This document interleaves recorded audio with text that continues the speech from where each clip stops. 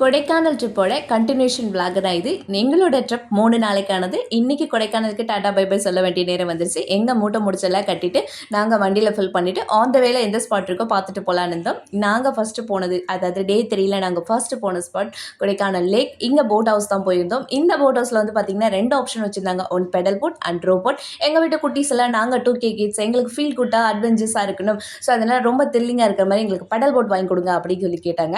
Pedal போட்டா 30 வயசு ஆயிடுச்சு, எனக்குலாம் மூட்டு செத்து போச்சு, நான்லாம் எப்படி பெடல் போடுவேன். அண்ட் வந்து பார்த்தீங்கன்னா நான் 90s கிட்ஸ் வேறு, எட்டி பார்த்து உள்ளே விழுந்துட்டேன்னா என்ன பண்ணுறது அப்படின்னு ஒட்டுமொத்த குடும்பத்தையும் துடுப்பு போட்டுக்கு மாற்றி விட்டுட்டேன். எங்கள் வீட்டு குட்டீஸ் எல்லாம் டென்ஷனாக தான் ஏறினாங்க, ஆனால் போக போக ஜாலியாகிட்டாங்க. இங்கிருந்து வியூ சுற்றி பார்க்கும்போது அவ்வளோ சூப்பராக இருந்துச்சுங்க. இந்த ஊரில் இருக்கவங்கள கொடுத்து வச்சவங்க. அதுக்கு நேர் ஆப்போசிட்டில் அப்படியே ஹார்ஸ் ரைட் போட்டிருந்தாங்க. எங்கள் வீட்டு குட்டீஸ்லாம் 1 by 1 அதில் ஏறிட்டாங்க.